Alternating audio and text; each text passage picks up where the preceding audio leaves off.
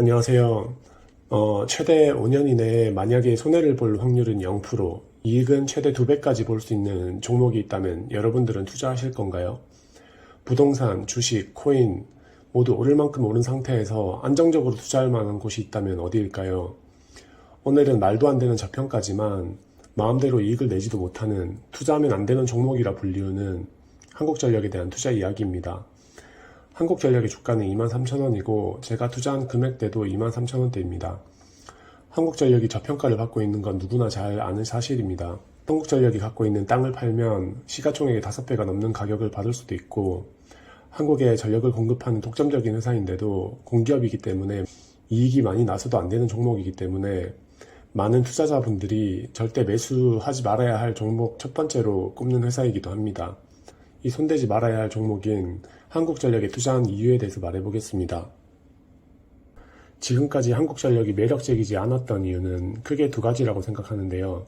첫 번째는 예전에는 다른 좋은 대안들이 너무 많았기 때문에 한국전력에 투자했을 때 기회비용이 컸다는 거였고, 두 번째는 공기업의 전기라는 상품 특성 때문에 스스로 이익이 올라가도 잘라버려야 한다는 것이었습니다. 솔직히 지금도 매력적이지 않은 건 똑같습니다. 근데 지금의 가격, 지금의 상황은 더 이상 가격이 하락하기 어려운 상황이라는 생각이 들었고, 정확하게 말하면 투자의 목적이라기보다 예금에 대한 목적으로 매력이 있다고 생각합니다. 먼저 한국전력에서 가장 중요한 변수가 뭘까요? 영업이익률입니다. 한국전력에서 가장 중요한 변수는 영업이익률이고, 영업이익률에서 가장 큰 변수는 원가입니다. 카카오나 성장하는 기업의 경우에는 매출액의 변동이 가장 의미 있는 데이터입니다. 근데 한국전력은 냉정하게 보면 매출액 증가는 거의 의미가 없습니다. 전기차 보급 때문에 한전이 오른다고 말하는 유튜버들이나 사람들이 많이 있는 것 같은데, 한전은 5년 전에도 매출이 60조이고 지금도 매출이 60조입니다. 우리가 쓰는 전기 사용량은 거의 고정돼 있습니다. 전기차가 많이 보급되면 한전 주가에 영향을 줄 만큼 매출이 증가할 수 있을까요? 지금 한국에 보급된 전기차는 15만 대 정도입니다. 만약에 100만 대가 보급된다고 가정하면 1년에 주행 2만 킬로로 가정하면 1년에 4,000W가 필요한데, 충전 요금이 한 대당 대략 1년에 100만 원 정도를 예상해 볼 수 있습니다. 100만 대가 보급되면 1조 매출이 증가하는 건데요. 그러면 한국전력 주가는 60조에서 61조가 되겠죠. 그러니까 지금보다 10배나 더 전기자동차를 많이 탄다고 해도 한국전력의 매출의 2% 정도밖에 증가하지 않게 됩니다. 결국에는 한국전력 주가의 가장 큰 요인이 되는 것은 영업이익입니다. 영업이익에 영향을 주는 변수들을 올바르게 해석하는 게 한국전력 투자의 가장 중요한 포인트라고 생각합니다. 제가 한국전력이 지금 매력적이라고 생각하는 세 가지를 말해보겠습니다. 첫 번째는 역사적으로 저점인 가격대인데요. 저는 차트로 미래를 예측하는 게 의미 없다고 생각하는데, 한국전력은 국가가 관리하는 전기라는 상품 특성상 국가가 이익을 컨트롤하기 때문에 차트에서 보이는 이 사이클이 의미가 있다고 생각합니다. 이 차트가 꼬아서 볼 필요도 없이 정답이 나와 있다고 생각하는데요. 이거 초등학생도 알 수 있을 정도라고 생각을 합니다. 다시 말하자면 대부분의 과거 차트는 의미가 없지만 한국전력은 의미가 있다고 보고요. 최근 20년 동안 가격 기록을 볼 때 지금 가격대는 최저점의 수준입니다. 그리고 최근 20년 동안 데이터로 계산을 해보니까 과거 20년 동안 어느 시점에 투자를 했건 지금 가격대에 투자를 했다면 만약에 물렸더라고 하더라도 3년 이내에 수익을 보고 나올 수 있었습니다.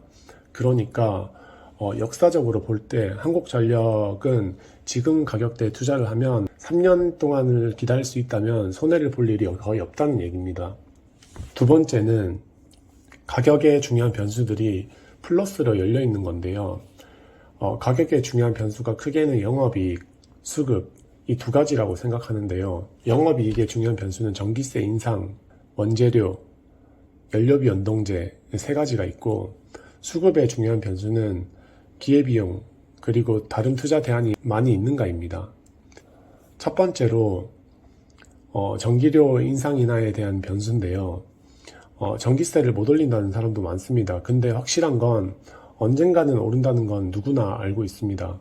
시기를 정확하게 예측하지 못할 뿐, 중요한 건 인상을 하지 않더라도 이 변수는 절대적으로 마이너스가 될 변수가 아니라는 게 중요합니다. 그러니까 전기세 인상이란 잠재적인 상승 요인이 한국전력에 있다는 거고요. 두 번째는 원재료인데요. 지금 가격대까지 하락한 이유는 원자력 가동률을 줄이면서 원가율 상승으로 인한 하락이 가장 큰데요. 지금 환경 문제, 탄소 문제로 원자력 비중을 높이고 있는 나라들이 많고 그렇게 여론이 형성되고 있습니다. 결국 태양력, 풍력 같은 친환경 에너지원이 궁극적인 목표 지점이 되겠지만 그 목표 지점까지 가는 동안은 시간이 걸릴 거고 그 시간 동안 다시 원자력 가동률을 높여야 하는 상황이 올 거라고 생각합니다. 그리고 이 원자력 비중이 지금 당장 더 낮추기도 어렵다고 생각하고 1년 뒤에 정권 교체 등의 요인들이 있기 때문에 이것 또한 마이너스가 될 확률은 낮다고 생각하고 잠재적인 상승 요인이 될 거라고 생각합니다. 세 번째는 연료비 연동제인데요. 최근부터 연료비 연동제를 실시했는데요. 냉정히 보면 어차피 연동제를 해도 국가가 컨트롤할 거기 때문에 큰 의미가 없다고 생각하지만 연료비 연동제가 큰 적자를 예방할 수 있는 제도라고 생각합니다. 하지만 반대로 2017년처럼 많은 이익을 남길 수도 있는 기회를 없앨 수 있는 제도라고도 생각하는데요. 그러니까 지금의 주가는 적자의 영향을 받아서 형성이 된 부분도 있는 것 같은데 2017년처럼 큰 상승은 어렵겠지만 비교적 안정적인 방향으로 앞으로 흘러가게 될 수 있을 거라 생각합니다.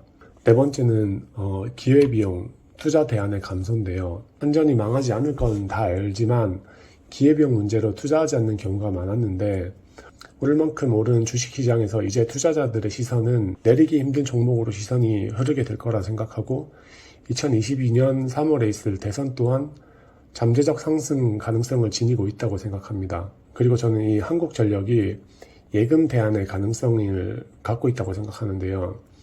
코로나 여파로 유동성의 흐름이 1차적으로 주식 성장주로 흘렀고 2차적으로 비트코인으로 흘렀고 3차적으로 알트코인으로 흘러갔습니다. 부동산, 주식, 코인 이것들이 더 오르기는 부담스러운 상태가 됐고 투자자들은 계속 투자할 곳을 모색하고 있는 상황입니다. 주식이나 부동산은 내재 가치를 기반으로 하기 때문에 어느 정도 이상으로 가격이 형성이 되면 고평가라고 생각할 수 있는데 코인은 내재 가치를 기반으로 하지 않고 상승을 하기 때문에 지금의 자금은 코인 시장으로 많이 흘러가고 있다고 생각합니다. 근데 2022년부터는 각국에서 세금을 부과하는 정책들을 펼칠 거고 시중의 유동성은 어디론가 방향을 모색해야 하는 상황이 됩니다. 이 유동성에는 크게 두 가지 성격의 돈이 있다고 생각하는데요. 하나는 비교적 높은 수익을 기대하는 투자의 성격이고요. 하나는 안전하게 그 자금을 보관하려는 예금의 성격이 있다고 생각하는데요. 은행 예금이 1%대 이하이기 때문에 예금의 성격을 가진 자금들이 더 이상 하락하기 어려운 가치주와 같은 기업에 자금이 이동할 거라 생각하는데요. 망하지 않는, 더 이상 하락하기 힘든, 그러면서 배당까지 줄 수 있는 그런 기업에 자금이 몰릴 거라 생각하고 이 한국전력은 좋은 대안이 될 수 있을 거라 생각합니다. 투자에 있어서 가장 중요한 건 지금보다 10년 뒤에 더 많은 사람들에게 가치를 주는 거라고 생각하는데요. 공기업이라서 주가 움직임에는 분명히 한계는 있을 거라고 생각하지만 이 가치는 배반을 하지 않을 거라 생각합니다. 전기차에 대해서 말해보면요. 전기차가 한국전력에 큰 매출 증가는 해주지 않겠지만 우리 삶 속에서 점점 더 전기를 더 많이 사용하게 되고 점점 전기로부터 받는 가치가 커질 겁니다. 그리고 20년 뒤를 본다면 만약 3천만 대가 전기차로 바뀌게 된다면 앞서 했던 단순 계산으로 하면 매출의 30조가 늘어나게 되기도 합니다. 지금 한 된 땅을 팔면 한국전력 시총의 5배를 받을 수 있습니다. 지금 당장에는 의미가 없겠지만 땅의 가치는 점점 커질 거고 언젠가는 반영이 조금씩 될 거라고 생각합니다. 그리고 제가 사는 집의 경우에는 전체 관리비의 10분의 1 수준이 전기세입니다. 예전에 할아버지가 전기세 많이 나온다고 형광등을 끄던 기억이 나는데 소득 수준에 비해서 전기세가 높았던 시절이 있었습니다. 단순하게 생각해보면 지금 우리는 전기로 휴대폰을 충전하고 냉장고를 쓰고 컴퓨터를 쓰고 세탁기를 돌리고 이제는 자동차도 전기를 사용하기 시작합니다. 내가 받는 전기의 가치에 비해서 지금 전기세는 정말 싼 수준이라고 생각합니다. 지금이야 정책적으로 전기세 인상을 못할 수도 있지만 결국 가치는 배반하지 않기 때문에 점점 더 우리 삶 속에 전기가 주는 가치가 커지면 언젠가는 자연스럽게 우리가 그 가치에 더 많은 비용을 지불할 날이 올 거라고 생각합니다. 정리하면 코로나로 인해서 웬만한 자산들이 높은 평가를 받고 있는 상태고 시장의 유동성에는 두 가지 성격의 자금이 있다고 생각하는데 하나는 투자, 하나는 예금의 성격입니다. 예금의 성격의 자금이 한국전력과 같은 더 이상 하락하기 힘든 기업에 자금이 흘러갈 거라 생각하고 한국전력은 큰 상승이 나오긴 어렵겠지만 가격에 영향을 주는 변수들이 하락보다는 상승에 영향을 주는 변수들이 많다고 생각하기 때문에 보수적인 투자자들은 예금을 대체할 만한 투자처라고 생각하고 3년, 4년까지도 본다면 손해는 보지 않을 거라고 생각하고 있습니다. 감사합니다.